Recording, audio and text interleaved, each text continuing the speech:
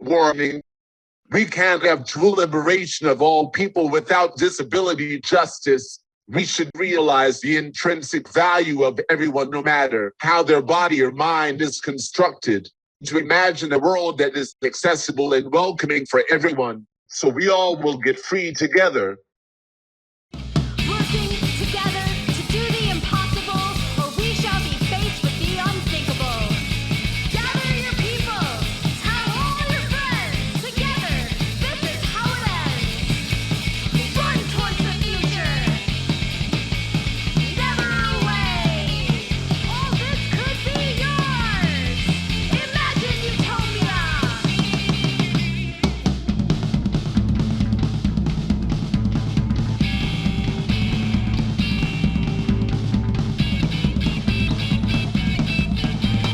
Run towards the future,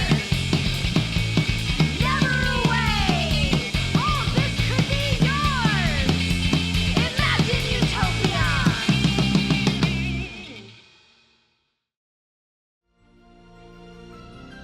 Today's episode of Seriously Wrong is brought to you by changing people to fit the inhospitable society that they're a part of. Hi, I'm a villain, and I think that our society is perfect the way that it is right now.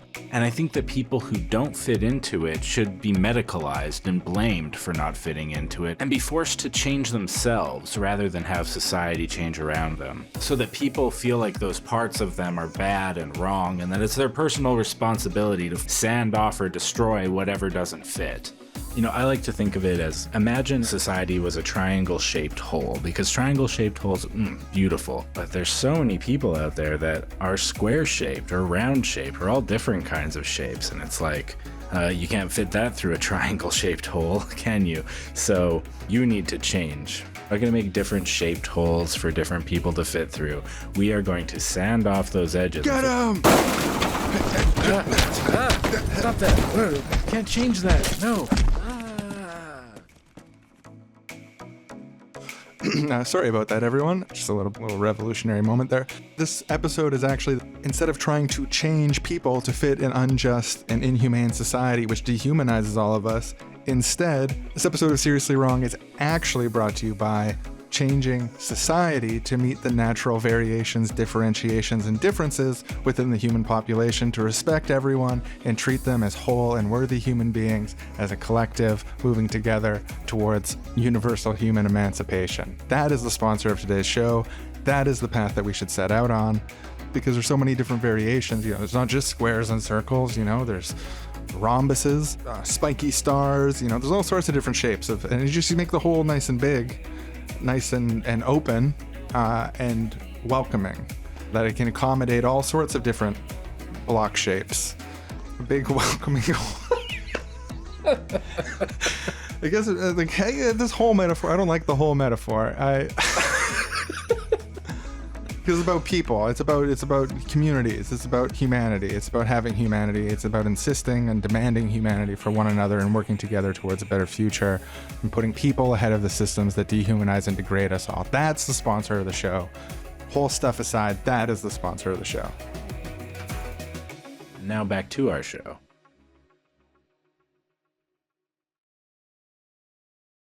Hello, everyone, and welcome back to the Seriously Wrong podcast, the podcast, or one of many podcasts, that is the universe unfolding, speaking to itself with all of the fecundity, diversity, and differentiation natural to the human experience. We are your co-hosts, Sean and Aaron. You're the host, we're both co-hosts. That's how we like to think about it anyway, but Thanks for inviting us inside your head. yeah, and no shade to any podcasts who aren't the full unfolding of the universe, all that stuff. That's up to them, yeah. Yeah, it's part of the diversity for some podcasts, not to... Anyway, we value all. Today on the show, we've got a banger interview with disability justice advocate Lateef Mcleod, where we talk about a variety of subjects around the sphere of disability and disability justice. We're excited to share with you. But first, just on a personal level, Aaron, I was just wondering, how are you feeling about all of the roads into Vancouver, where we live, being destroyed by mudslides in the last 48 hours? Because I feel good about it. It's like exciting in a way. Like, I don't know, you're seeing pictures of like big chunks of the major highway completely torn up, like just gone. It's got kind of that epic feel. Yeah. Well, yeah, and like knowing, Seeing pictures of empty grocery stores in Kamloops, I believe it was. They were having trouble keeping stocked there. yeah, I find like I'm not really generally prone to catastrophic thinking, but just this year in BC, we've had a series of unprecedented ecological issues. There was a record-setting heat wave first in the summertime where hundreds of people died of preventable causes due to the heat wave. There was a huge amount of forest fires, one of which burned the town of Lytton to the ground. A tornado touched down at UBC like a week ago, caused some damage. It wasn't a serious tornado, but it's a very rare thing in Vancouver history. And now there was a massive amount of mudslides all across the province, blocking every road that connects Vancouver to the rest of Canada. Merritt, BC also had to be evacuated for flooding, and Abbotsford as well, right? Big chunk of Abbotsford, yeah. Oh, and there's also people trapped between the sections of destroyed highways, and a lot of indigenous reserves, First Nations, are cut off from supply lines. So yeah, when you start to think about all that, it's a bit less epic, a bit more horrifying. Yeah, when I see that kind of stuff, and just like it's like hit after hit from the climate crisis perspective, it really makes me feel like we need to find ways to come together and start working on thinking about the project of climate survival, because it seems like it could get bad and strangely bad all of a sudden. And this is all, I mean, we're talking about disability justice today, and this is sort of a tangent from that. It's on my mind because of how I feel it, but it also is connected to disability justice and the need for interdependence in communities and a lot of the values that disability justice puts forward about valuing everyone and stuff like that. Yeah, there's these 10 principles of disability justice that anti-capitalism and sustainability are both on there. And they're both on there for a reason, because it's all connected to one another. The same systems that are excluding people with disabilities from accessing the things they need in society are the same systems that are rapaciously making their way through our natural environment and destroying the biosphere on which we all depend. And as we start seeing this stuff more and more, as things get strangely bad, when we find these failure points in our systems and in our infrastructure, the disability community is going to be, in many cases, the first and hardest hit and the most impacted from it. So yeah, I definitely think that it's all connected. We'll pick up more on this strand later, but I also want to give a shout out. We did receive suggestions to cover this topic. It was an anonymous comment, but if you're listening to people who requested that, I wanted to thank you for drawing our attention to this body of thought, because I found doing research for this episode and reading a disability justice primer, watching speeches and presentations from people in the disability justice sphere, it's been a really enriching experience, deepening my understanding of how a lot of these things connect. And I feel like the project of disability justice and valuing the wholeness of everyone and valuing accessibility and wholeness as a community, I feel like all of these principles have strong contributions to make in the way that we think about all of the myriad crises we face. Absolutely. Taking the time to read and absorb some of this material, having this interview with Lateef, doing sketches with him, it's been really mind expanding. I haven't focused on these issues so much. And just like you're saying, learning this stuff has really like made a lot of different things click together. Before we get into this fascinating, broadening interview, I would be remiss if I didn't say, as one must, that Seriously Wrong is a podcast that is funded entirely by our listeners on Patreon, donations on PayPal. We couldn't do the show without you, and we greatly, greatly appreciate your support, whether that's financial, telling your friends about the show, or otherwise, so we can continue to do this work. Patreon.com/SeriouslyWrong. Donate $6 a month. You'll get access to bonus episodes, our entire back catalog, private Facebook group, and Discord server. We put a lot of time and attention into making the show as good as it can be, and we appreciate your support. So yeah, sit back, relax. Welcome to the show, everybody. Without further ado, let's move on to the interview.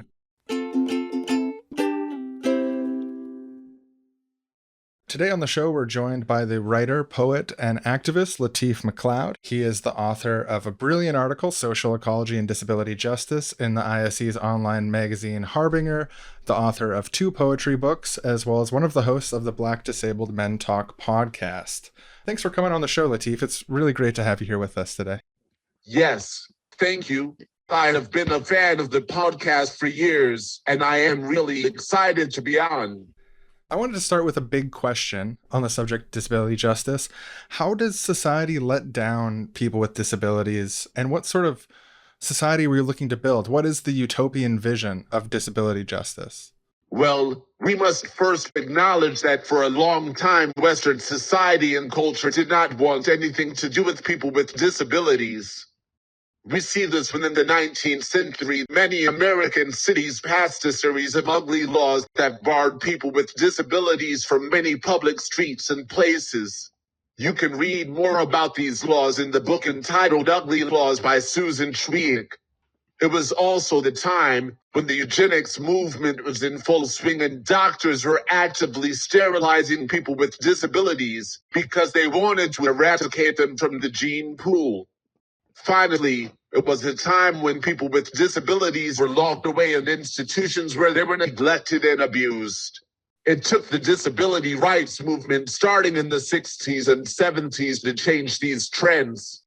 The disability rights movement led to the passing of the American Disabilities Act that made public places accessible, and the Olmsted Supreme Court, which gave people with disabilities the right to live in the public and not in institutions. We need to build a society that is fully accessible to everyone, including people with disabilities. An utopian vision we can strive towards is where people with disabilities are getting their needs met reliably, like their personal care needs, their medical needs, public accessibility needs, and transportation needs, so as a result they can more easily integrate in the communities that they live in. We need to build societies that embrace people with disabilities fully for who they are, instead of ostracizing and isolating them. People with disabilities should lead the way in envisioning that more accessible future and should be the ones to come up with the key strategies to make that happen. We also need to critique, dismantle, abolish, and eradicate all forms of ableism we see in society and in ourselves. This will be a great challenge because ableism is so well ingrained in society, but we need to have an anti-ableist stance and say firmly this is not acceptable behavior in society. And how can radical left politics be strengthened by the integration of disability justice ideas? In addition to the ethical drive to include everyone, is there a pragmatic benefit to trying to integrate these ideas? Disability justice ideas are already being used in disability justice organizing. I was recently at a Comrade Resiliency workshop put on by the Autonomous University of Political Education, and during the workshop they referenced the work of disability justice scholars Mia Mingus and Leah Lakshmi Narasimha. Mia Mingus's article, Pods and Pod Mapping Worksheet, was the main document we used to learn how to create community pods in our own lives that includes people we are accountable to and rely on. This skill is important. We live in capitalist modernity, which isolates and alienates most of us in our little silos, especially those of us with disabilities.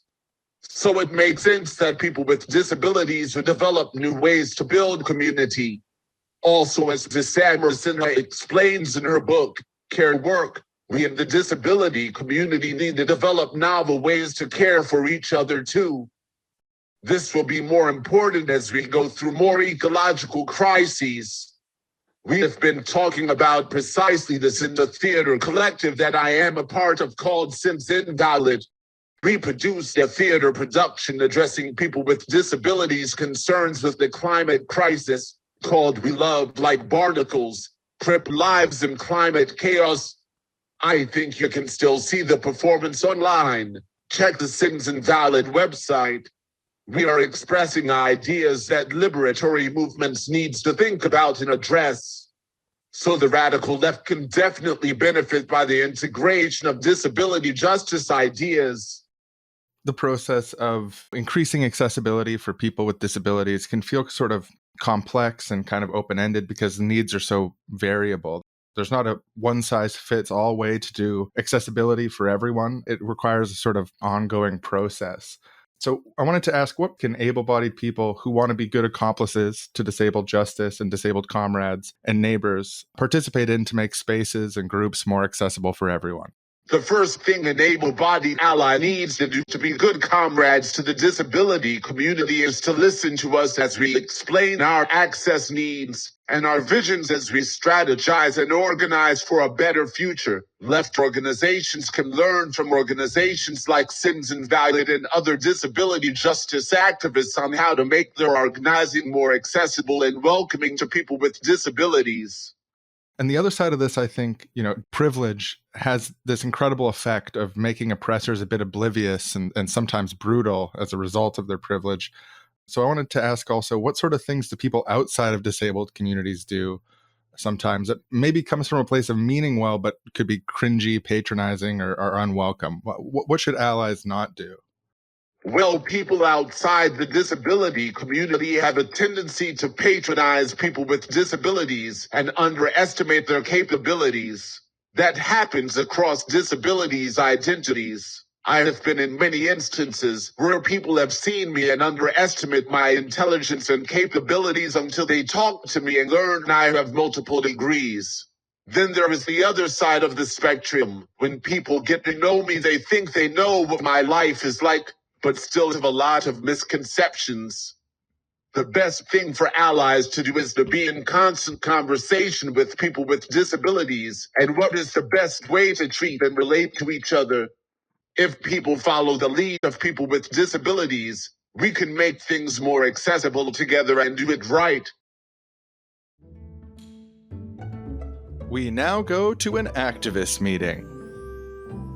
All right, time to get started on our socially justice-oriented meeting to organize for a better world. Everybody here? Sorry, my friend's here, but she can't get up the staircase out front. She uses a wheelchair. This location isn't very accessible. Oh no, we didn't prepare for this. I should have thought ahead. I'm so bad at this. Social justice. I can't believe we didn't think of this. What's wrong with us? It's not my fault. It's not my job to do that. No, look, we're steeped in ableism in a capitalist society. Most spaces aren't accessible by default, but if we put in the work, we can prepare better for the next meeting, learn from this experience. If we brainstorm, we can make sure that my friend can participate so we don't miss out on our participation. Yeah, you're right. Right now, I had an idea. There's a courtyard outside that everyone, I think, should be able to access, and the weather is really nice today. Maybe we could just do it out there, and then next time we can prepare ahead so this doesn't happen again. We now go to next week's activist meeting, which has prepared a wheelchair ramp to make sure that everyone can participate. All right, look at that beautiful ramp. Now everyone will be able to get into the space. Our accessibility work here is done. Finally, we can move on to the work of constructing a better world together. Let the social justice meeting begin. Folks, I think we have a problem. We have a new member, and they have an accessibility need. They're deaf, and we don't have any ASL interpreters here. Oh my God, I couldn't do enough. I'm a good organizer, but I failed. I don't deserve to be an organizer. It's not my fault. I did everything I could. Please. Look, let's not get defensive or beat ourselves up. We have to start from where we are, right? So we just need to improve our practices to meet the needs of our membership, right? Brainstorm a way to make sure that everyone's voice is welcome and that our new members can participate to the highest degree possible. We now go to the next week's activist meeting, which has prepared a ramp and has booked and hired an ASL interpreter ahead of time.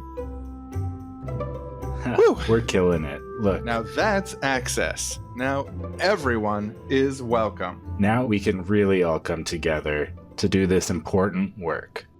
Sorry, guys. I hate to be the bearer of bad news, but our organization is growing quickly, and we have a number of new members whose accessibility needs are not being met. We have a new blind member and no materials in Braille for them.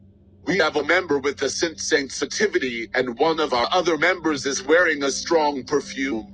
And we have a few new members whose first language isn't English. It would be great to have an interpreter for them. And we have a new member who needs a restricted diet, and our food this week has gluten in it. And our comrade who uses a wheelchair just told me that even though she is able to get up the steps, she was embarrassed to let us know last week that the washroom's doorway is too small for her chair. A member with small children told me they couldn't make it because they don't have childcare. Another member asked if they could stream into the meeting from home.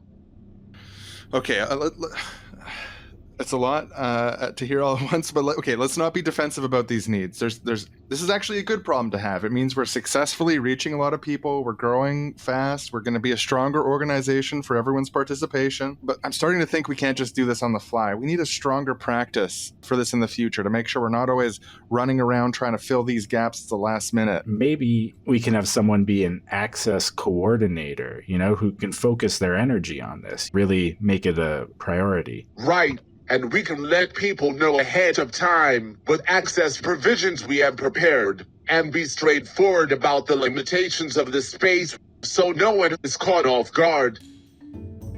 We now go to the next week's activist meeting, which is at a new location with accessible bathrooms, has an ASL interpreter, braille materials, childcare, vegan and gluten-free food, translators, a live stream so people can participate from home, organized carpools and ride sharing for people who want to come but couldn't get there otherwise, and soft lighting which isn't abrasive to people with sensitivities. Wow. You did a really great job as the access coordinator on this week's meeting. I think we may have succeeded in making sure that every access need we know of is met. Thanks. I hope so. But there's always a possibility that we'll find more. We're making it a priority to request feedback on access needs actively. We ask people to state their access needs at the start of our meetings as part of the way to introduce themselves, creating a culture where people think actively about how to make sure that everyone can be included. I think it is a good way to familiarize ourselves with new members that join. Yes, I mean, it is great we have a lot of new members showing up. And my access needs have been met from the start, I guess, more or less. But seeing all these new people here, I realized that their access needs are tied up in my own, because we were missing out on all these people's voices. And we can't really get free unless we all get free together. I didn't even realize until we put in the soft lighting and the fragrance-free requirements, but I actually prefer things like that. Sometimes being around those things gives me a headache. And, it sounds like a lot when you put all this in a list, but when you remember each of these needs isn't something abstract and represents a real person who has things to contribute, and people who are often left out of spaces like this, you really realize how important it is. Yeah, you learn to think about it, learn to pay attention to it, and each piece feels smaller and smaller when it becomes normalized. It's work, but it's not that much work, especially when you plan for it. And the more we make our work accessible, the better off we all are. I just got a text from our ASL interpreter. His kid is sick, so he has to cancel at the last minute. And I don't know, I'm worried all of our deaf and hard of hearing comrades are going to be left in a lurch. Damn, I really thought we were getting the hang of this. I mean, it's not my fault. I mean, we've been... Okay, wait. Why am I getting defensive? We actually have a problem to solve here. Yeah, maybe we can ask around and see if there's someone here who can do ASL interpretation we don't know about. Or maybe we could have someone do a live transcription of what's being said for our comrades, and they could just read it then. Live transcription, that might do it. Let's see what we can do. And so, it wasn't always easy, and there were always hiccups along the way, but organizers found ways to make their political project accessible for more and more people over time by making it a priority. Sometimes that involved going the extra mile at the last minute, sometimes preparing ahead of time for circumstances that didn't arise, but as a result, their organization was more resilient, reached more people, and had greater insight and power. They were able to take on the work of getting free together, achieve more victories, and eventually win.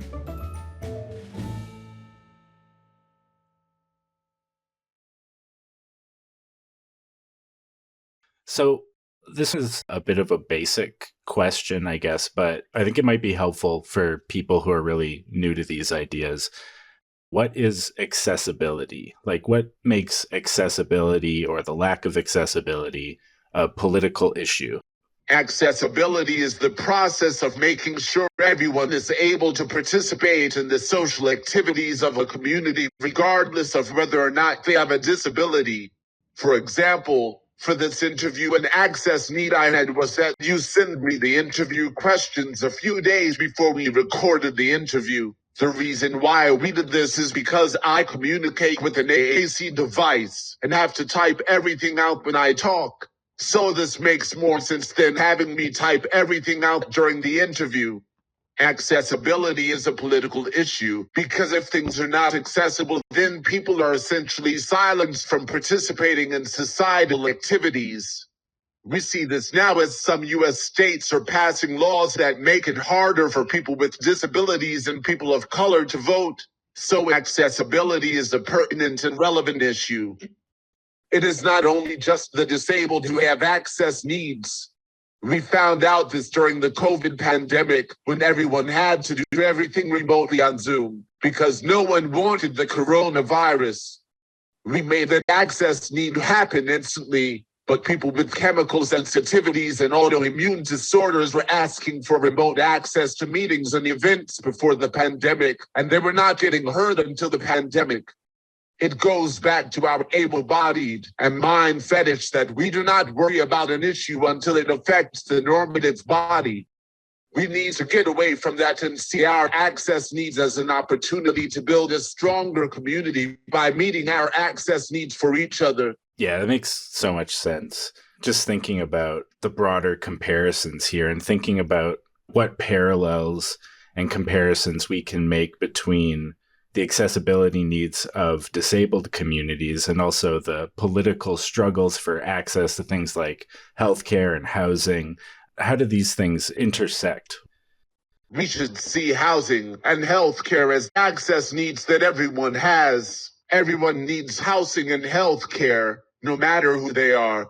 It is a fiction that the capitalist system forces us to accept that those without money are not deserving of housing and healthcare.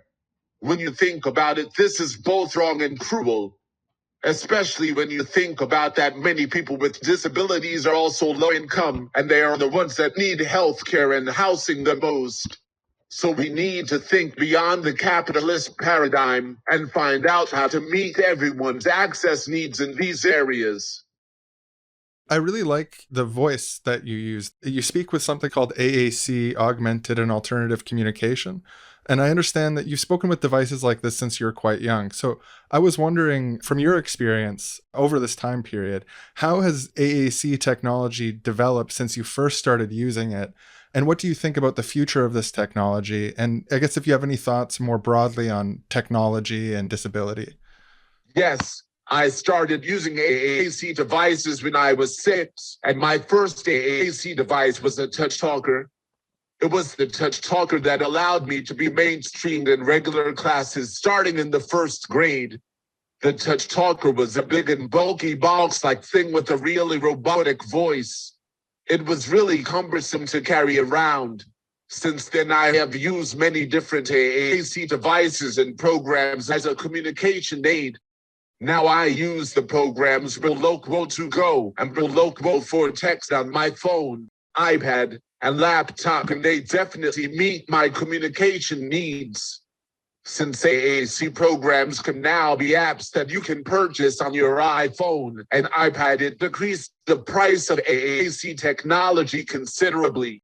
Also, I appreciate that Acapella, the synthesized voice company that both Brilokwo2Go and Brilokwo for text uses, developed African American voices. I appreciate that now my synthesized voice sounds more like people in my community. Since the uprisings last year, Acapella made it a point to develop more African American voices. I think AAC manufacturers are slowly realizing that people who use complex communication needs don't want to sound the same and want to sound like other members of their community. Hopefully, with the AAC being further integrated into more mass-produced technology that will make it accessible for a wider section of the population. Also, technology has the potential to integrate more people with disabilities in all aspects of society. However, all development for this technology should be led by the direction of people with disabilities, since they are the ones who are going to be using the technology.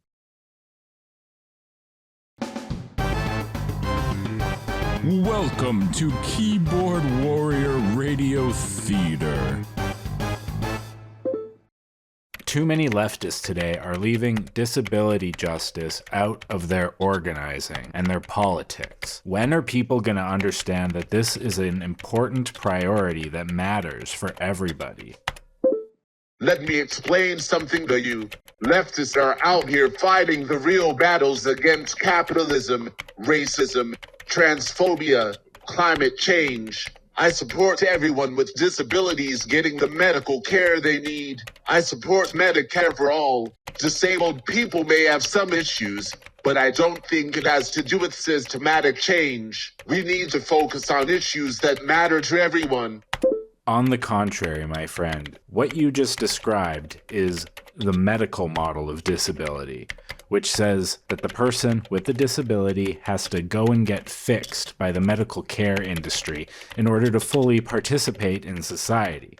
However, there is another model of disability called the social model of disability that says that the society around us needs to be made accessible so that people with the disability can live and thrive more freely in their communities. Instead of pathologizing the experiences of disabled people, forcing them to find individual medicalized ways to cope with a society that isn't designed for them, perhaps we should just design society in a way where we take everybody into account. We can create the systems that we all need to guarantee access to all people. The left needs to get behind the social model of disability. That is great, and I am happy that it exists in all. But we are very far away from that, and I think that regular leftists still need to focus on broader, more immediate concerns than advocating for the social model. It seems like an issue that disabled activists rightly have an interest in, but they can't expect the entire left to just drop everything and focus on them. They need to advocate for it themselves in their own community. No, it's not about dropping anything to focus on anything else. It's all part of one struggle for justice. And it will benefit everyone to have a more accessible world. Making subtitle options available for people in theaters, for example, doesn't just help deaf people, it also just helps people who sometimes have trouble hearing the dialogue. Automatic doors can help people with disabilities, but also just if your hands are full of groceries. Improving accessibility improves it for everyone. So we need to have solidarity with disability justice activists and the disability community and take their leadership on these issues in the same way we turn to our trans comrades for guidance on transphobia, women comrades for guidance on misogyny, or racialized comrades for guidance on racism. We need to do the same here. But we can't put all of the work onto disability activists to do this by themselves, because none of us can do any of this by ourselves. We have to work together, and especially because our society often doesn't value people with disabilities, and they get invisibilized and forgotten, even by our left comrades.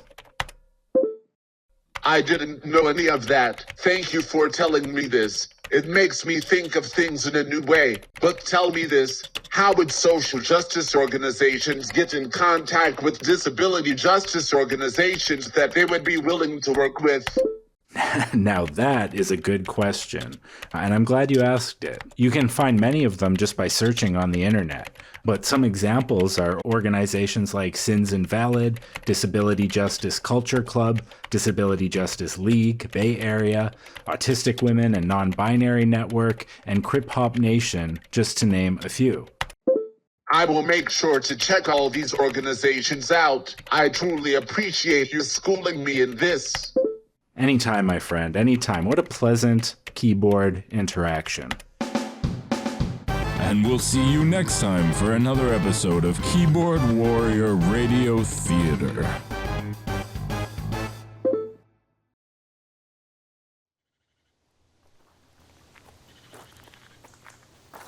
Ooh, it's nice out here today, hey? The sun shining, birds. Yeah, absolutely. Beautiful. Calms the anxiety of... Everything. Yeah, I find just being around trees calming. These living things that aren't asking anything of you, they're not looking at you, but it's nice. That fresh air.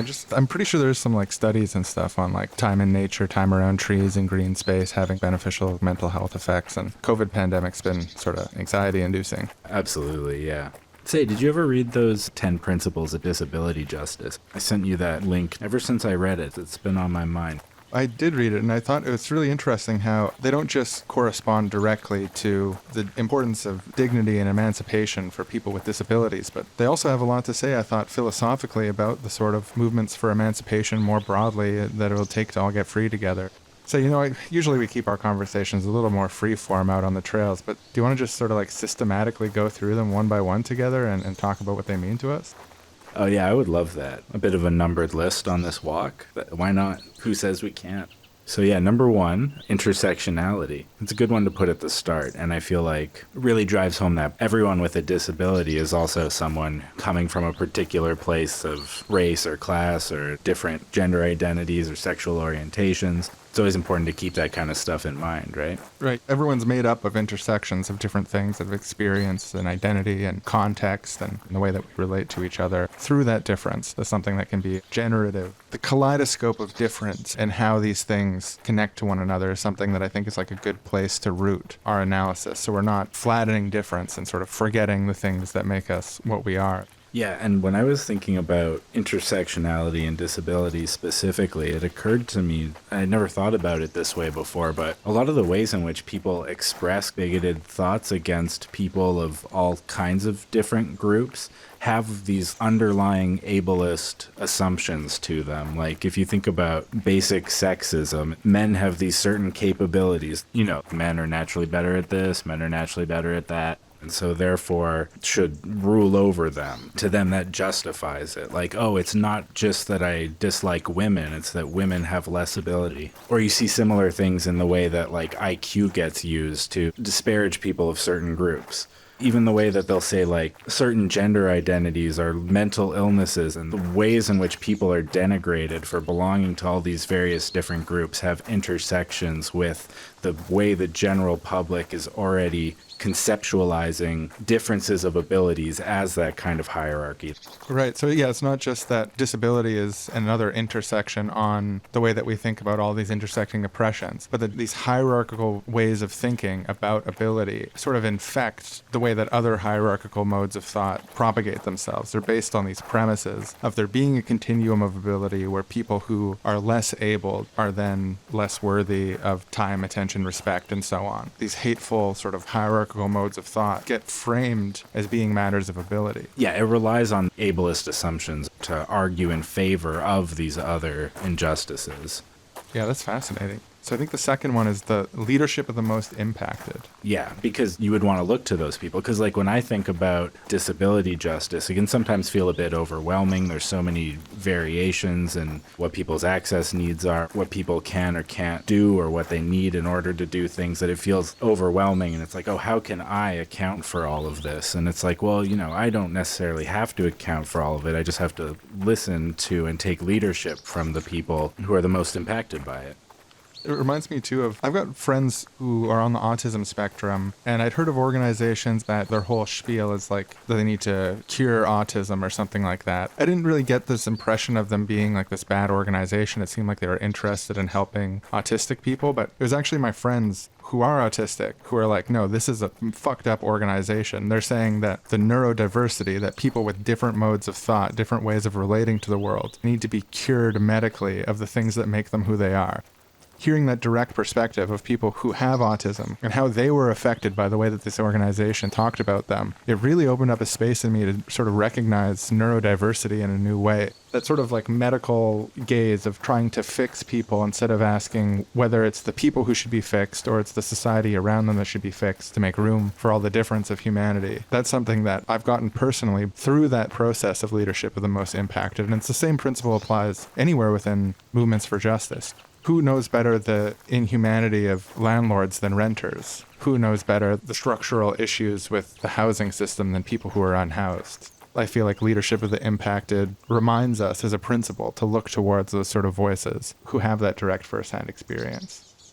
Yeah, absolutely. And what you're just saying about landlords and people being housed, it reminded me of number 3 on the disability justice principles, anti-capitalist politics. Capitalism expects people to be good workers who can show up 40 hours a week in all kinds of different situations, and it's not very flexible for people who have different access needs, but it's also based on this idea of working people as much as possible and measuring them up to this impossible standard of the most possible work you can squeeze out of an individual. By putting that lens on people and that sort of value system on people, the whole capitalist system creates this systematic devaluing of people who have differences in what they're able to do and how much they're able to produce. Even with like regulation saying people with disabilities need to be offered jobs and stuff, workplaces are always finding ways to sneakily remove people from the work pool. I was reading on Twitter about libraries saying that, everyone needs to be able to carry 50-pound boxes. It's not actually the workplace requires everyone in this job to constantly be carrying 50-pound boxes, but it's used as a way to basically filter out people who might be in a wheelchair or have other access needs, when it's totally possible to, have enough people with an organization capable of doing that to carry that part of the work for everyone and have those other people specialize on other tasks.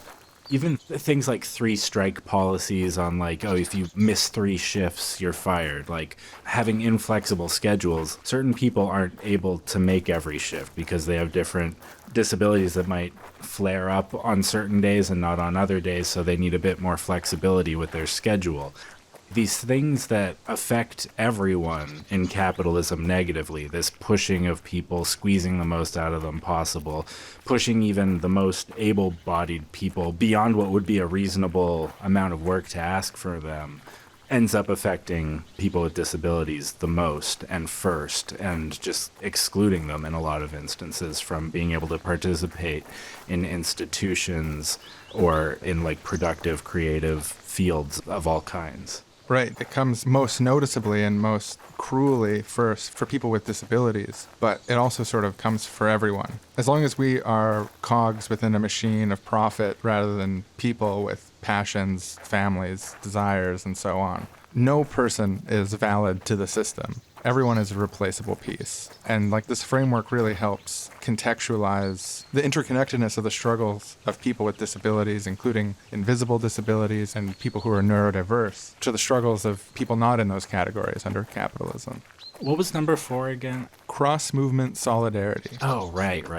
Cross-movement solidarity. So yeah, the basic idea behind this, from the disability justice perspective, is that the movement for disability justice will be strengthened by working together and integrating with movements for queer liberation, movements that challenge racism, environmental justice, opposition to police violence, support for prison abolition, and the whole spectrum of these movements for human emancipation in all their different forms. They're strengthened by being able to work together in ethical solidarity to challenge the systems that oppress all of us. Yeah, understanding intersectionality and even understanding the anti-capitalist politics of disability justice gives us more of an understanding of how all these things are connected. But then cross-movement solidarity is about saying, because they're all connected, we should all work together. Our various movements for various types of justice will be stronger if there's a united front. And then, number 5, one of my favorite principles of disability justice, recognizing wholeness. Yeah, it's a bit of a passion of mine also to think about wholeness in this way. There's just the concept that people aren't reducible to single aspects of themselves, or they're not reducible to how they fit within a capitalist profit framework, or not reducible to how they fit in any particular context. But people are actually people. Every person has the depth and wholeness that we can all very easily recognize in ourselves. That same wholeness exists in everyone. We're the product of all the experiences of our life, and everyone has both basic needs and non-basic needs and desires and passions, and there's so many ways, different types of wholeness, reflecting the differences, not just between people, but within people, is denied. And from that, we lose ways to understand and love each other and ourselves. When you look at the way that disability has been talked about throughout history, and I think the way that a lot of like ableist assumptions lead us to sometimes think about disability, this idea that people aren't whole or they're missing something, you know? When you think about it, if you lost one of your kidneys, would you like no longer be a full, complete human being anymore because there's some like physical bit of you, quote unquote, missing? You're not any less of a person for any of these reasons. We're all full people, and we're all fuller people when we're conceptualizing of ourselves as part of a complete whole society together, a complementary whole where we can rely on one another and depend on one another to meet each other's needs. Yeah, it's a really like profound concept to think through the different layers of the implications of what that means to recognize the wholeness of people. Hey, before we systematically go through the second half of this list, you want to take a break for lunch? I brought a couple vegan gluten-free sandwiches. Oh, yeah. I wasn't sure what your dietary needs were. So thoughtful. Yeah, no, thank you. It's really good, too. Like, I love that idea. Getting through half of them and then just taking a break. You know, we can pace ourselves. There's no reason to rush through all 10 of these in a row. We can go through them at a pace that makes sense for us. So let's have some lunch.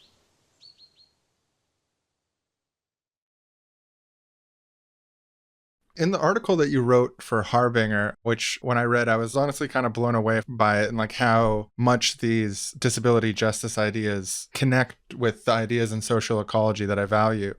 I was wondering what attracted you to social ecology as a political program as opposed to, say, anarchism, Marxism, and other potentials, and how we can synthesize the politics of social ecology and the politics of the disability justice movement. I think social ecology meshes well with disability justice because of their shared principles of being anti-capitalist, focused on mutual aid, and being concerned about sustainability. I wrote a grad school paper and also did a presentation about the shared values between the two political programs. I was attracted to social ecology because I agreed with the idea that our unhealthy domination of the world around us was intrinsically linked to our unhealthy domination of our fellow human beings. The existence of unhealthy hierarchy, as you know, was one of the impetus of Murray Bookchin to begin developing the political program of social ecology. According to Bookchin, hierarchy developed where the elderly started setting themselves as a higher group above the young. Well, how did these social phenomena come about? Well, according to Bookchin, the elderly in hunter and gathering communities were afraid that if they got weak and frail with age, they would be less valuable to their communities because of that. However, wouldn't that frailty be considered a disability if you think about it? So Bookchin is saying elderly people in hunter-gathering societies instituted hierarchy in their communities because they were afraid of being discarded from their communities because of their disabilities. To take it a step further, why did they know that they were going to get discarded? It must be a tradition to discard anyone with an infirmity out of the hunter-gathering community, and the elderly in those communities invented their revered status to not become like other disabled people that were born in the tribe. So Bookchin was slightly incorrect. Hierarchy didn't exactly start with the elderly acquiring an exalted status themselves, but when hunter and gathering communities started discarding those born with infirmities from their group. So I think, to wrap up, both disability justice and social ecology advocate for us to build communities that are more ecological, sustainable, and egalitarian, and I am ideologically aligned with those values. Libertarian municipalism can have the potential to empower people with disabilities to organize more effective on the local level and activate for change that could spread across a confederation of cities and regions. It is worth a try because, as you know, we are more effective making political changes if we start advocating for those changes in our local area. The point that you raise about how the gerontocracy theory of hierarchy connects to people's fear, potentially a grounded fear in being discarded for their lack of productivity is such a brilliant point. I really, really appreciate you raising that because it's such an interesting twist on that theory to point out that the institutionalization of hierarchy in that context could be a response to the hierarchies of valuing or not valuing people based on their productivity. Yes, thank you. One of the things that I found interesting when doing reading for this episode is that disability justice poses this really interesting tension between the logic of capitalism, which considers people as basically useful commodities based on their ability to generate profit, the tension between that and wholeness, which recognizes people as whole beings who aren't defined by their productivity, but instead by their community, their personhood, passion, love, and all the things that make us human. So how does capitalism reject the wholeness of human beings, and how does disability justice critique capitalism? Capitalism desires everyone in the laboring class to work to be productive for those that have capital. As a result, those that cannot labor and produce in a satisfactory way to the capitalist will get labeled as less worthy. This is the predicament that many people with disabilities find themselves. The disability community still has a high unemployment rate. Even with the ADA, that should have officially ended employment discrimination for people with disabilities. This is at a time when our society has the assistive technology and the accommodations to allow people with disabilities to do many jobs. So we need to ask ourselves why that is. In Marta Russell and Ravi Malharda's 2002 article entitled Capitalism and Disability in the Socialist Register, it states that employers are not willing to take on the non-standard costs to hire people with disabilities and do not want to deviate from the normal mode of production. It also says later in the article that corporations find it more profitable to have people with disabilities in nursing homes than living independently in the community. Disability justice critiques the systematic devaluing of disabled people by specifically stating with the fifth principle of disability justice of recognizing wholeness that every disabled person is a whole human being and should be treated and respected as such. Of course, the third principle of disability justice is having an anti-capitalist politics that actively rejects the normative levels of productivity that capitalism requires. So as it stands now, true liberation for disabled people will necessitate the abolishment of capitalism. We now go to smug, out-of-touch capitalists plotting to make maximum profit through the capitalist lens. Ooh, yes. I can't wait to make maximum capitalist profit at all costs. You know, my favorite way to make profit is to squeeze every little bit of work out of everyone that I possibly can. You know, I really treat people as means to an end. They're kind of like tools that I use up. Yes, I like using people and squeezing every bit of profit from them I can. I mean, after all, it's not our individual moral failing, it's the system. But, you know, what plots do you all have in the works to make sure that none of your workers aren't maximally productive? You know, one of my favorite work requirements to put in is must be able to lift 50-pound boxes. You know, think of all the people that excludes. Oh yeah, and you can evade those pesky regulations. Yes, and you can never slow the rate of production or modify it so a person with disability can join the workforce. The rate of production is like divine law. It can't be changed for anything, even the climate. Yeah, I couldn't said it better myself. It's like a divine law. You know, I can't lose those precious profits. If we had a workplace that mutually supported people with differences of ability to speak to their various strengths, well, that wouldn't be very profit maximizing at all. We need homogeneous worker drones. Yes, definitely, I am all for drones. Humans have the unfortunate disposition on needing time off to care for themselves and their families and friends. And they have the gall to want to have fun and do recreation. I don't have time for any of that. Cuts into my profit margin. Yeah, and that's what life is about. Life is about maximizing those little numbers. This stuff, recreation, it's like, excuse me, I've got profit to make. Sleep at night? What are you talking about? That has nothing to do with me and my rapacious collection of capital. So just keep that to yourself. Not welcome in my workplace. You know what I always say to workers who ask for time off for their family and friends? I say, Do you not see how much worse you're making yourself look compared to a machine right now? Come on, like, you're a worker machine to me. Go generate some profit. You know what I tell my workers who ask for time off? You're fired. Just kidding. I mean, I'll often let them stay for a while, but I'll give them a series of warnings. It is their fault for not working hard enough.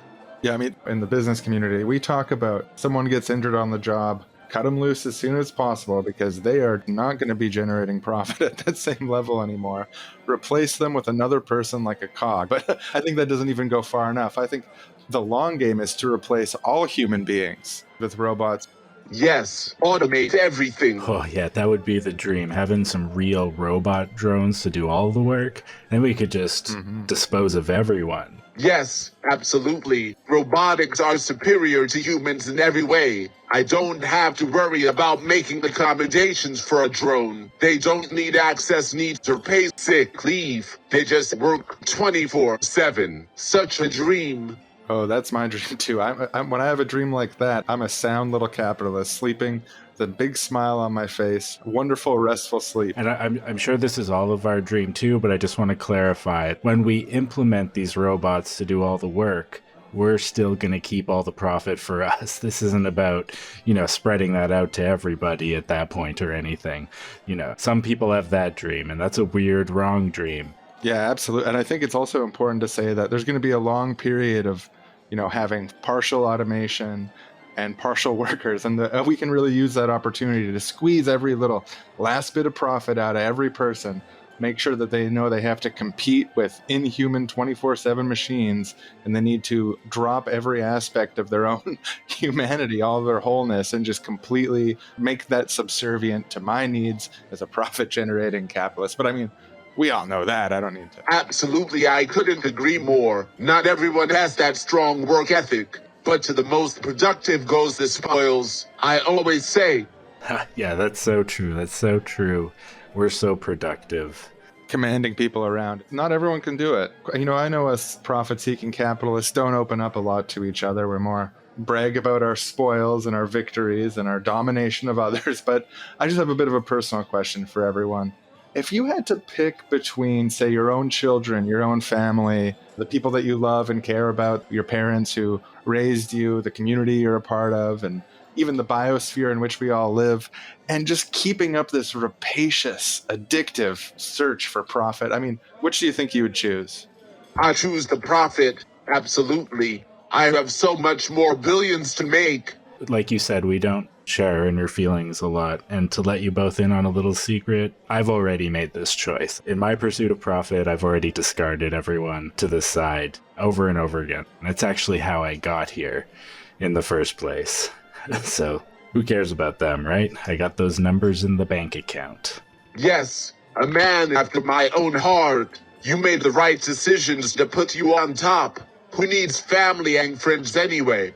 You guys ever see other people having like rich familial connections, friends who support them, recognizing sort of the indisposability of everyone and the wholeness of others, and just feel absolutely no jealousy for that at all because you're so confident that you've made the right choices? Yeah. I know I feel that a lot. Spending through human beings as if they're just completely disposable machines. That's what brings me joy. Definitely not personal connections with my children, especially not my son, who I don't miss at all. I relate so much. I feel so much non-jealousy and so much non-loneliness, and I don't feel any sadness. I don't feel any pain.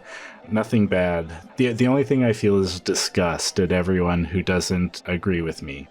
Numbness of my heart is something I truly embrace as my wealth skyrockets. It's beautiful. That's just beautiful. It's poetry. All right, well, I'm off to go issue some orders. Thanks for this chat. It's great to commiserate with like-minded friends. Or not, I wouldn't really call you friends. I'd call you acquaintances with whom I share some agreeable thoughts, maybe. I was going to say, yeah, I'm going to go ruthlessly compete with you both in the marketplace, and may the best ruthless leader win and completely crush the other two of us, as per the incentives. Yes, I will enjoy crushing both of you with my superior companies and business dealings. You think you're gonna crush me? That's just because I almost said friend. Don't think I've gone soft. I'm gonna crush both you've of gone you. soft. No. You've gone soft. He thinks he has a friend in the world. Not like me. I don't have friends. I'm the crusher. I crush. Well, you will be crushed, in my opinion, and I will be the crusher, and it will be nothing but me and this barren planet that was once a fertile place, and my sweet, sweet profits. Actually, it will be me as the sole survivor languishing on this barren planet, counting my trillions. Oh, still counting your own money? I'm gonna get to that barren planet before any of you. Race you there. Until then, stay well, my distant acquaintances.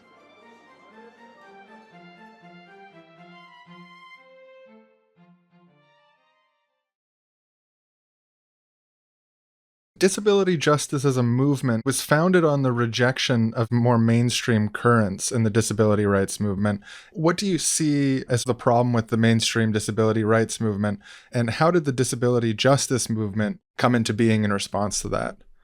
So disability justice was formed by disability activists who saw issues not being addressed by the mainstream disability rights movement because of issues of racism, sexism, and homophobia, and wanted to create a movement that would be more inclusive of all disabled people. Because as you see from history, the leaders of the original disability rights movement was mostly white. History also do not adequately highlight people of color who were in the disability rights movement. Like people do not know about Brad Lomax, who is a Black Panther and got the party to support the 504 sit-in demonstrations in San Francisco with food and supplies. So the activists that originally formed the disability justice praxis wanted a more intersectional analysis when it came to the movement. So this original collective hatched out the original framework of disability justice in the Bay Area during the mid-2000s, and they included some renowned thinkers such as Patty Byrne, Leroy Moore, Stacey Milburn Park, Eli Clare, Mia Mingus, and Sebastian Margaret. They saw disability justice as the next step of disability rights and developed the 10 disability justice principles. Later, the Artist Collective of Sins Invalid organized the first disability justice primer, which explained in concise language the political project. Something that is interesting to me about disability justice in particular is how there's so much diversity within disability itself. Like a person who's unable to walk and a person who's unable to see have really different experiences of disability, for example. So there's many different iterations of disability. How do you think these differences shape disability justice as a political theory and practice? It seems to me the logic of navigating these differences connects to some of the 10 principles of disability justice. Yes, of course, absolutely. Even the original disability rights movement had to collaborate with a diverse amount of people with disabilities with many different forms of impairments, and had to negotiate on a set of demands on society that will benefit the whole community. The diverseness of the disability community was also central to the formation of the disability justice movement as well. We see with the 7th disability justice principle as being committed to cross-disability solidarity. It is core to the practice to be inclusive of every facet of the disability community in building this movement. It is really a mentality of none of us are free until we all are free.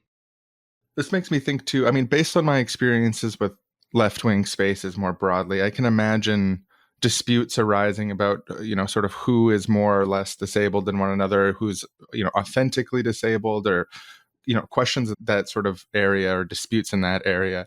It seems sort of inevitable to me that this sort of thing would come up, just knowing what I know about people and what I've seen in other left spaces.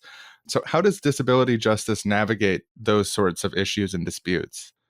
Well, I think disability justice does a good job not using the able-bodied lens to evaluate people within the disability community.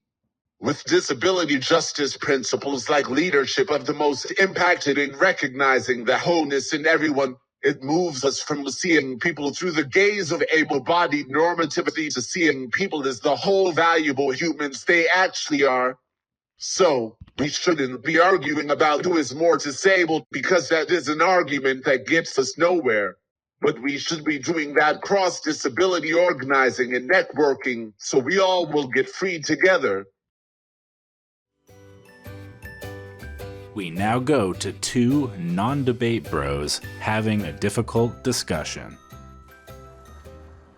Bro, look, I'm all for intersectionality, bro. I'm all for social justice. I'm a brocialist. I like to crush brews, seize the means of production, bro. But ableism, disability justice, bro, isn't that just like a minor issue, bro? Doesn't that just affect a small group of people, bro? Shouldn't we focus on broader issues, bro? No, bro, you got it all wrong. Disability justice should be at the core of any social justice project. Getting all people access to what they need is a universal struggle, bro. Not even able-bodied or neurotypical people in this society get access to everything they need. And don't forget that people with disabilities are 15% of the world's population. Almost everyone experiences some kind of disability, whether temporary or permanent, over the course of their lifetime, bro. And just because someone doesn't have a disability now doesn't mean they will never have a disability in the future. Not to mention how many people have disabilities they don't even think of as disabilities, bro. So no, it's not a minor issue, bro. And even if it was less common than it is, that wouldn't justify leaving them out in our organizing strategies. Also, capitalism has a long history of marginalizing people with disabilities, bro. They barred people with disabilities from public streets in cities in the US. People with disabilities were locked away in institutions, which were horrible to be in, and denied them agency. Well, bro, I hear that, bro, but what's this stuff about leadership of the most impacted and recognizing wholeness, bro? That sounds like some mumbo to me. No, it isn't, bro. You got it all wrong. Only by listening to those that are most impacted by systems of oppression like ableism and phobia will we learn the strategies and tactics to dismantle them. People who are impacted by injustice get the clearest, starkest view of just how that injustice functions, and are the most motivated to seek real answers for how to overcome these injustices. Leadership of the most impacted is just another way of saying that we should follow the lead of the people who've put the most thought into these issues and have the most experience with them.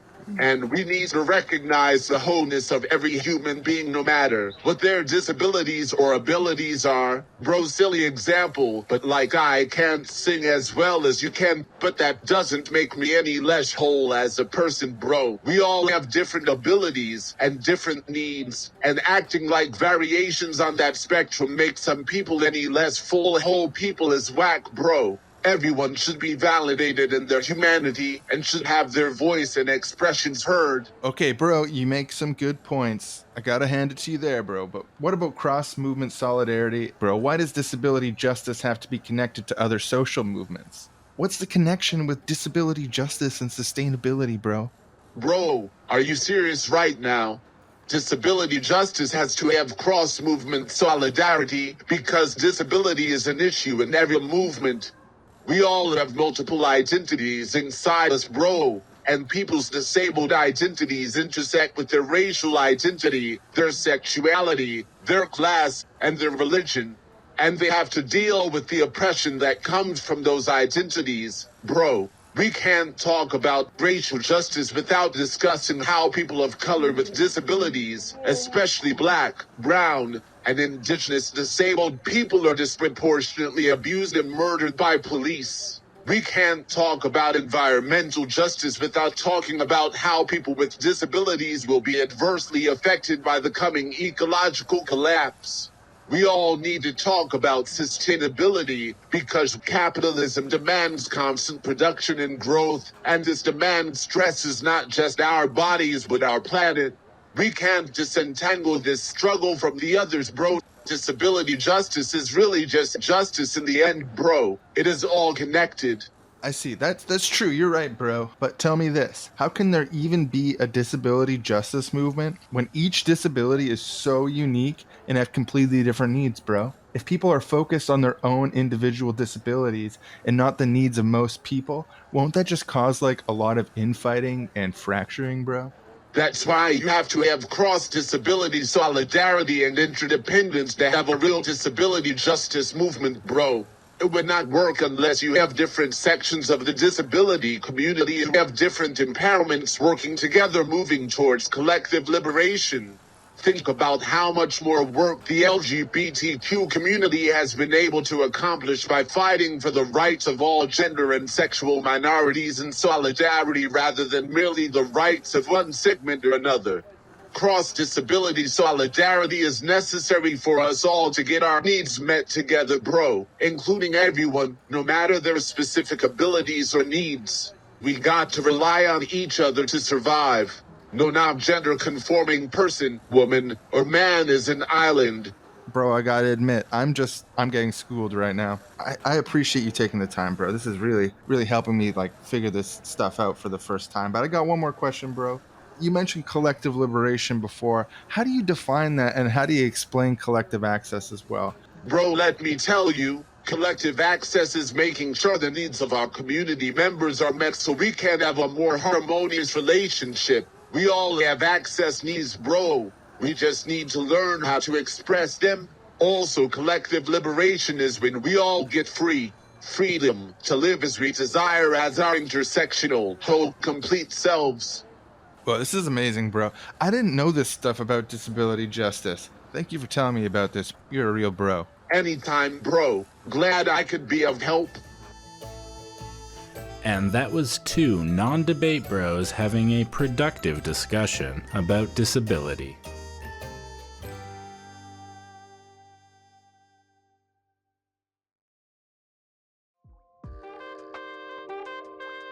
We now go to the Wrong Town Poetry Cafe. All right, how is everyone doing tonight?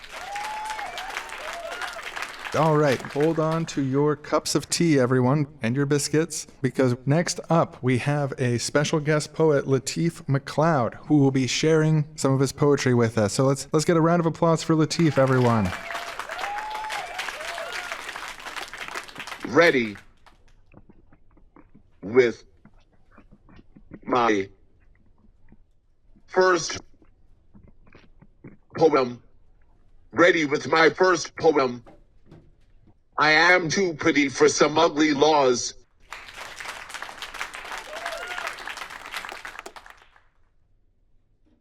I am not supposed to be here, in this body here, speaking to you. But mere presence of erratic moving limbs and drooling smile used to be scrubbed off the public pavement. Ugly laws used to be on many U.S. cities' law books, beginning in Chicago in 1867, stating that any person who is diseased, maimed, mutilated, or in any way deformed, so as to be an unsightly or disgusting object, or an improper person to be allowed in or on the streets, highways, thoroughfares, or public places in the city, shall not therein or thereon expose himself to public view under the penalty of $1 for each offense.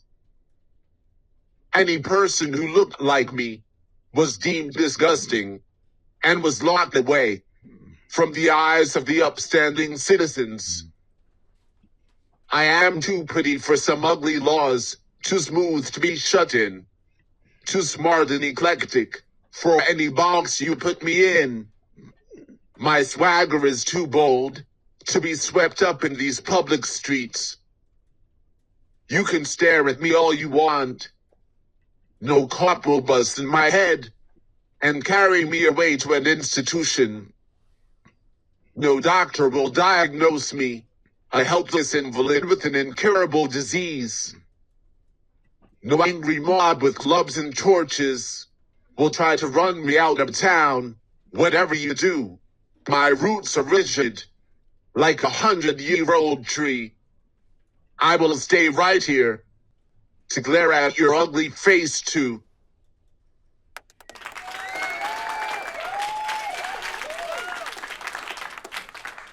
Now, I will read the second poem.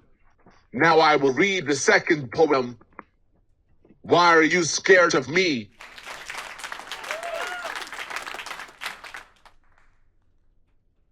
As a child, I knew I was good, adorable, and safe.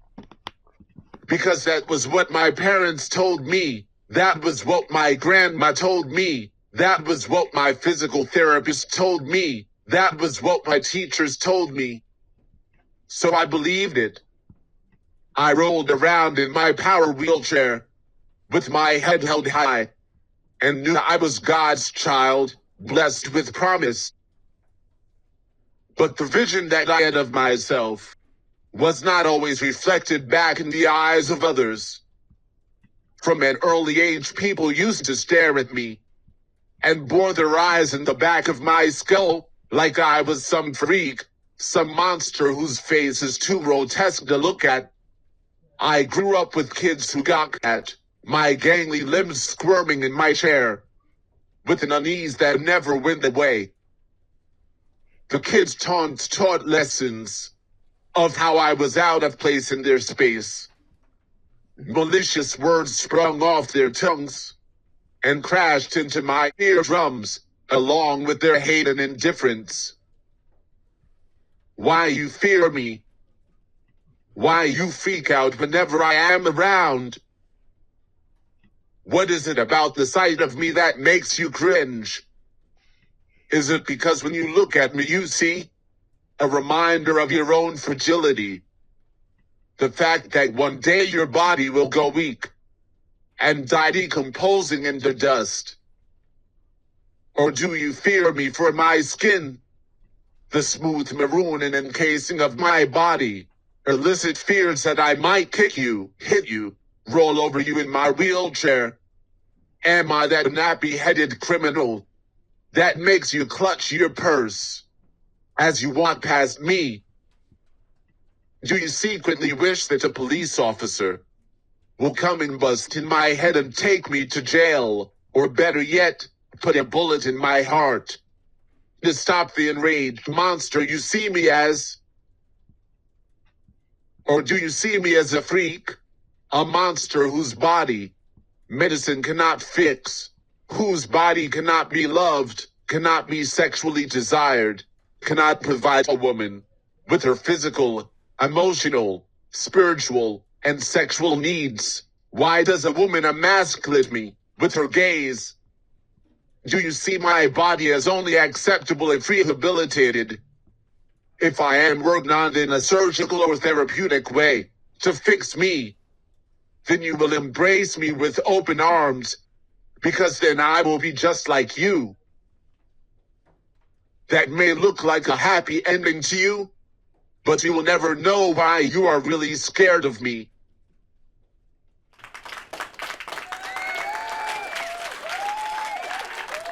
And that was Lateef Mcleod, everyone. He has 2 books of poetry, A Declaration of a Body of Love and Whispers of Crip Love, Shouts of Crip Revolution, both available online.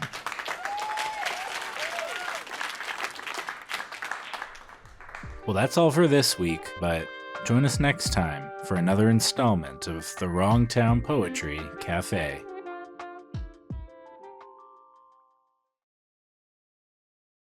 Yummy, yummy. Those sandwiches really hit the spot. Yeah, that was a great lunch. So I guess let's keep moving. You know, it's good to get a little exercise when you got full belly, get that body moving. Just don't make me run with a full stomach. I like to let it settle, but a nice little walk, I feel like it helps get things moving. Oh, come as you are. Yeah, whatever pace you want. Oh yeah, pace. That's a great point. Leads right into, if you want to get back to the list, number 6 is sustainability. And if you look at the Sins Invalid description of all these, the first thing it says under sustainability is we learn to pace ourselves individually and collectively to be sustained long term. That idea of pacing ourselves, it ties back into capitalism pushing people to go faster and harder and faster and harder, whereas disability justice is saying, no, we can pace ourselves individually to what our own capabilities are, and also as a society we should pace ourselves because all of this production, it has negative effects on the environment to be constantly growing the economy, needing more. The demands of capitalist society are against that sort of reasonable pace. That connection between the unreasonably harsh demands being placed on our biosphere leading to collapse and the way that we as activists can put unreasonable demands on ourselves, being our own private Taylorist little manager, to the point where we push ourselves to collapse. That's something that I value deeply and that I see articulated, unfortunately, rarely. The premise that we need to take care of ourselves by pacing ourselves, I think that's an invaluable lesson. Absolutely. I think a lot of the time in activist spaces, those kinds of expectations are us unconsciously replicating that capitalist demand for doing too much, demanding too much of ourselves.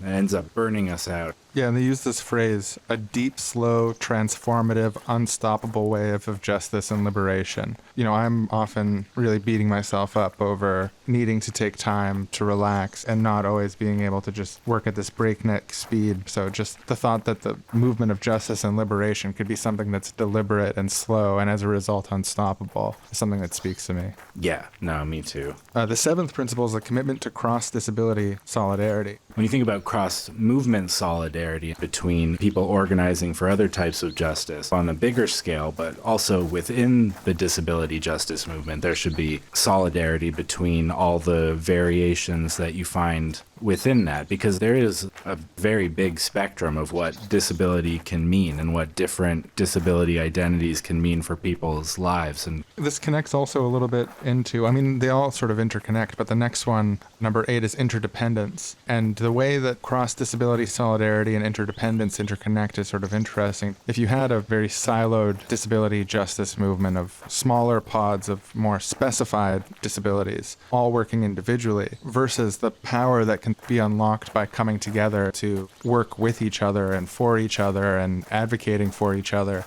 and that sense of ethical solidarity across those differences, it unlocks all of this complementarity between different perspectives. And then those insights that come from being in different places on the spectrum, all working together as a cohesive whole, to be something, again, that generates more capacity to have a greater effect with less effort being forced on individual people. But also interdependence applies on an even larger level in society in the way that we in communities, through most of human history, as far as I can tell, it's been the norm that people would be able to work together as a more cohesive whole, you know, to make sure that no one's cup metaphorically gets too empty by all filling in for each other. And when someone needs to take the day off, there's someone else that's going to be able to take their space. yeah, the sort of fantasies of right-wing libertarians aside, no individual person can exist on their own without being in relation to others, without the help of society. You know, in the end, we all depend on us in order to get by. A lot of the time, the sort of individualist, capitalist mentality can obscure that, but it's all an illusion because, again, we all rely on us. Nobody is completely independent from anyone else. We're all whole people as individuals, but we all require other whole people, other individuals to get our needs met. And that's beautiful.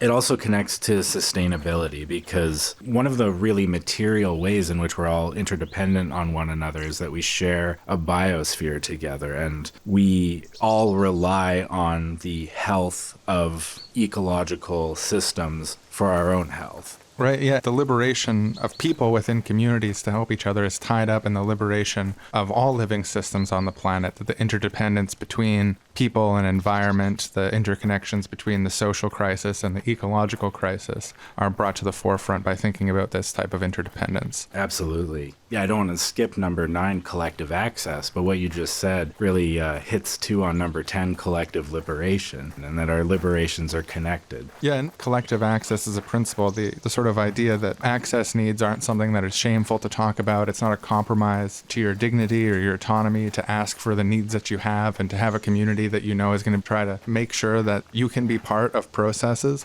That desire and focus being put to make sure that no one is left behind. So one of the ways that this is done sometimes is going around the circle and having everyone in the circle say what their access needs are, if there are any access needs that aren't met.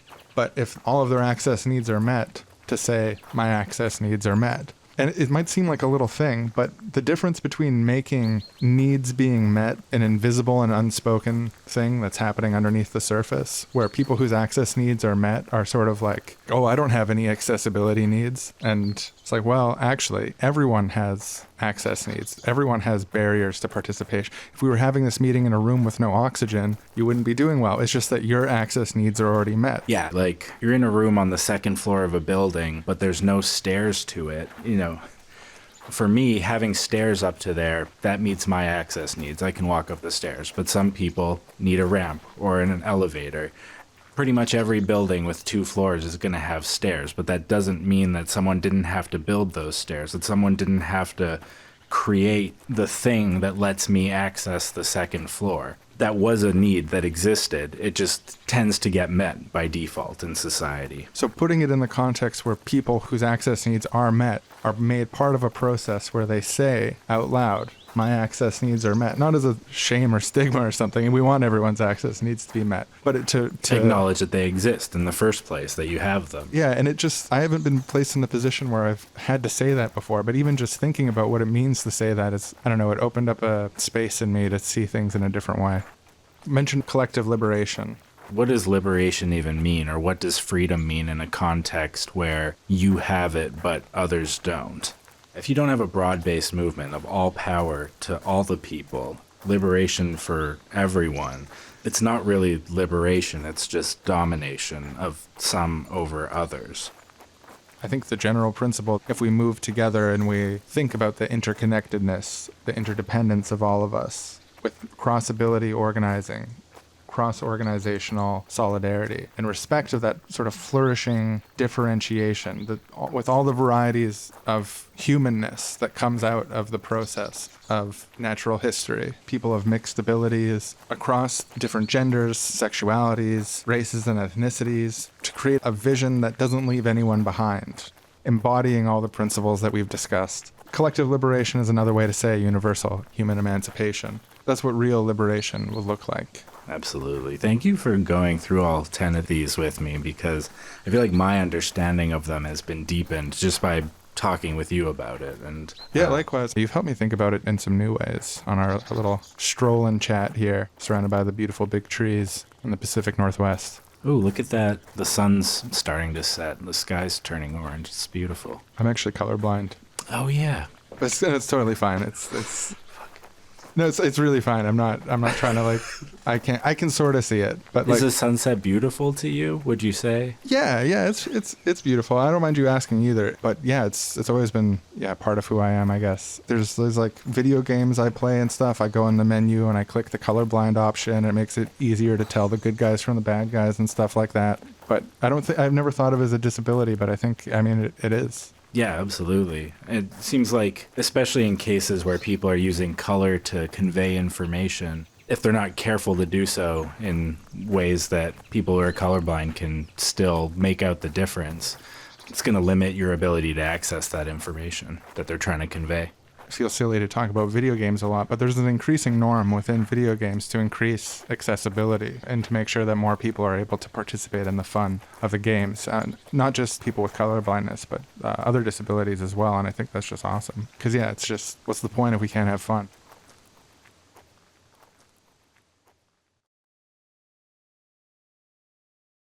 When I look at disability justice resources and ideas as a whole, I see some big themes. And one of them is the commitment for caring for one another to accommodate for needs in a variety of positions, with measures like ensuring accessibility information about events, ASL interpreters, and other similar accessibility concerns. And the other thing is to celebrate ourselves and to celebrate humanity and all of its diversity, to see differences, including limitations, as part of what makes us beautiful and whole as a people and as a species and as communities. Why do you think that these principles of access and the celebration of differences are so fundamental to the future of the left? We need to imagine a world that is accessible and welcoming for everyone. It has been said before, and it's true, that the disability group is the only minority group that anyone can enter through injury or sickness at any time. Also, as we saw in the commercials associated with the Paralympics, about 15% of the total human population is some sort of disability. that is 1 billion people, we can build a whole that is more accessible and welcoming to everyone if we get away from this unhealthy fetish we have with the able body and mind, and if we realize the intrinsic value of everyone no matter how their body or mind is constructed. We should naturally want to include everyone, and addressing accessible needs is a key part in making that happen. Everyone has access needs. Everyone might be a little tired or have to go to the bathroom in the middle of a meeting, or might have to take a call to check on a sick loved one. So it makes perfect sense for the left to include disabled people in politics in their organizing and analysis. This has been an awesome, super thought-provoking conversation today, and I really appreciate you taking the time to join us on the show. But before you wrap up, what's the big thing that you'd like for people to take away about disability justice? We can't have true liberation of all people without disability justice. The left really needs to pay attention to disabled revolutionaries and intellectuals who are doing the work of educating the populace.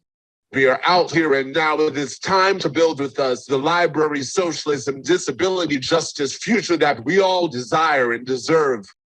Also, I encourage everyone to check out my podcast, Black Disabled Men Talk, where I discuss topics like these with my co-hosts Leroy Moore, Keith Jones, and Otis Smith. Awesome. Well, thanks again. This has been such a great conversation. Thank you for the opportunity. I am excited to see how it turns out.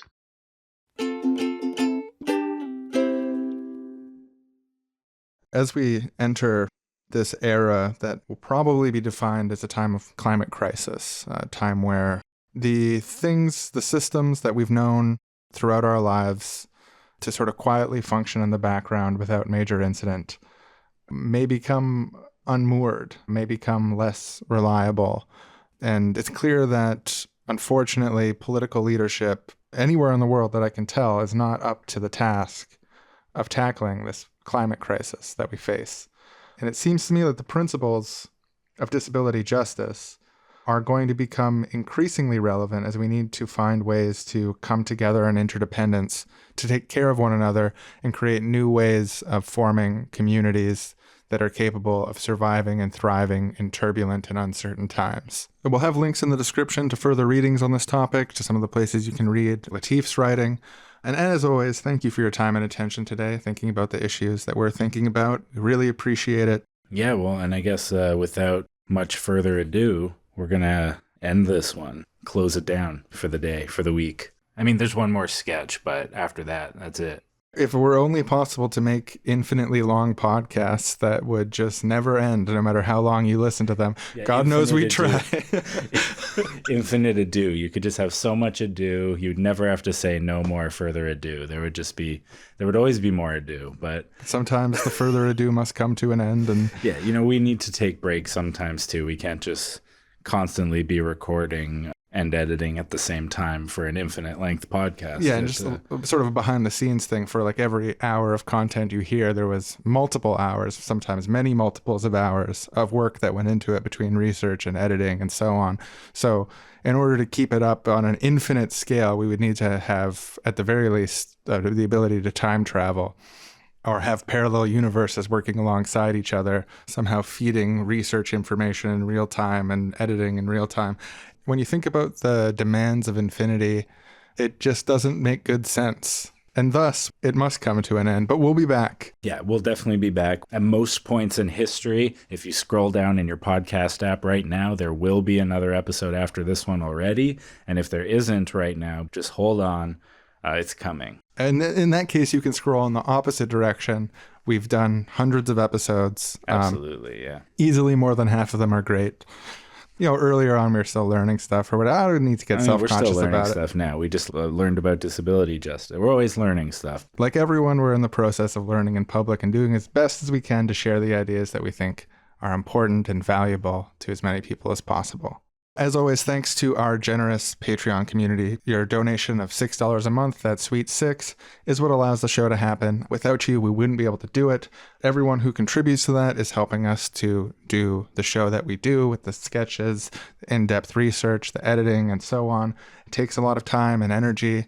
We think it's worth it. We're glad that you think it's worth it too. And with your support, with the support of listeners, maybe on the fence or have thought about donating and decide that the time is right, with your continued support, we can continue to make the show that we do, make more episodes, find more great guests, and do this educational comedy utopian podcast that we love doing. We now go to the person whose job it is to smell people at the door. Make way, I'm here, and I'm ready to smell up the place. Ooh, that is a nice scent. Wildflower? I smell amazing. Whoa, you can't come in here. This is a scent-free area, man. Jealousy of my great scent? I wish I could say it was the first time I've run into it. Ooh, I just smell so irresistible. You have too much cologne, and there are people with chemical sensitivities in here that will get sick if they take a whiff of you. Come another day without your cologne. I mean, if you're feeling jealous, you can just say so. You don't need to make up this stuff about sensitivities or whatever. Do you want a spritz? I can give you a spritz. There's enough to go around. Hey, I'll spritz everyone. I don't want you to spray your cologne at me, sir. It will hamper me from doing my job. I have many people with chemical sensitivities in this venue, and if some of them smell you, they can have a seizure. That is not going to happen under my watch. Go home and come another day not scented. Oh, come on. I think once everyone gets a whiff of me, they're going to be begging for you to let me in because I'm just going to make everything smell so good around me, just in several feet in every direction. I'm an asset. No, in this situation, you are more of a liability. Now I am asking you politely, please move from the premises. I don't want an altercation this evening. Here, I'll just spritz a little of my cologne past the barrier, and that is just going to clear things up. And You are not going to spritz anything past this barrier. that way everyone will get a whiff of it, and they'll say, let him in, it smells so good. It is my job to keep all chemical scents from this venue, and I take my job seriously. So you are definitely not going in here tonight if I have anything to say about it. I'm feeling a lot of negativity here. I'm feeling a lot of judgment. Just one little tiny itsy bitsy baby spritz has got you talking to me like this. You know what? Maybe I'll find a venue that appreciates a cool ocean flower scented person. I won't be coming back. You just lost a participant, so hope you're happy. Okay, have fun finding another event. Just don't come back here with that strong cologne. You know what the messed up thing is I smell good. I smell really good. And you're depriving all of these people of the joy of smelling something good. So that's on your conscience. Actually, knowing people won't get sick smelling your cologne will make me sleep like a baby. Are you sick and tired and mobilized by fear? Let me tell you, hope is here. Run towards the future. Never away. All this could be yours. Imagine utopia.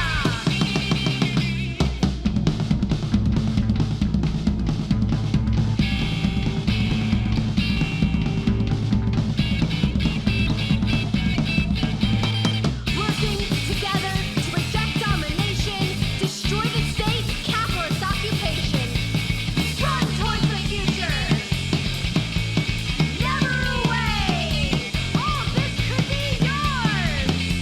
Imagine utopia. Do you have any more ado or? I think I'm out of ado. Bye, everybody. Bye. Just imagine like the camera panning. Bye. But we're all on stage like waving at the end of SNL. Curtains closing, fading to black, all different types. Yeah. Damn it, that was more ado. I can't stop. Just can't stop with that sweet, sweet ado. It's over. I'm hitting stop on the record right now.